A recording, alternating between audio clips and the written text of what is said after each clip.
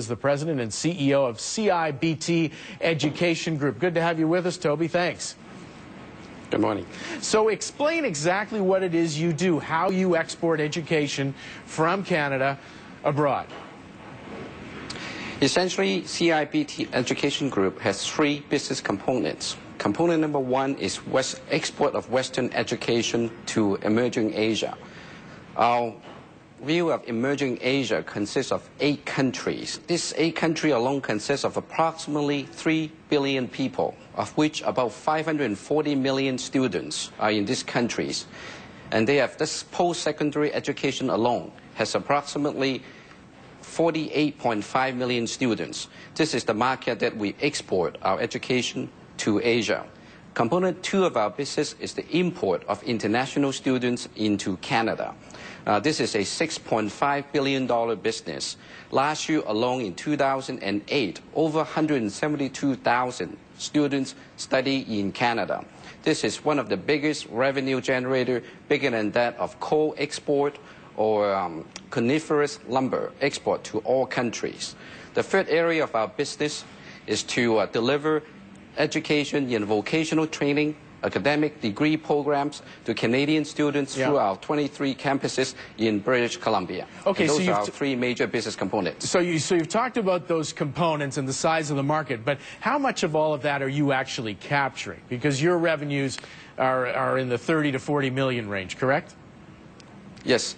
During the past 3 years, we have grown from $8 million to $43 million for 2009. We expect to do about $50 million business this year. What are the margins like in your business? Typically, it's between 45 to 55% on the gross. And so tell us exactly what you're doing in these other countries. How many schools you have in places like China and South Korea, what you teach there, and so forth. We have 23 operations overseas and 25 of them located right here in British Columbia. We teach business management programs, hotel tourism management programs, English training programs, as well as automotive training programs in China and some part of Asia, and healthcare program in the Philippines. And so it's my understanding that in China, for instance, you don't target the biggest cities like Beijing and Shanghai. Is that correct? And if so, why? Actually, no. We do have a sizable operations in Beijing. We started in Beijing and then started our expansions outside of Beijing into Tier 2 and Tier 3 cities. Why is that? It's because Tier 2 and Tier 3 cities have a lot less competition as compared to major cities like Beijing and Shanghai. We get a lot more mileage on those cities. And so you have significant competition in those places? From whom? Actually, on the major cities, we will see competition like public university from Canada, United States, or Australia and abroad.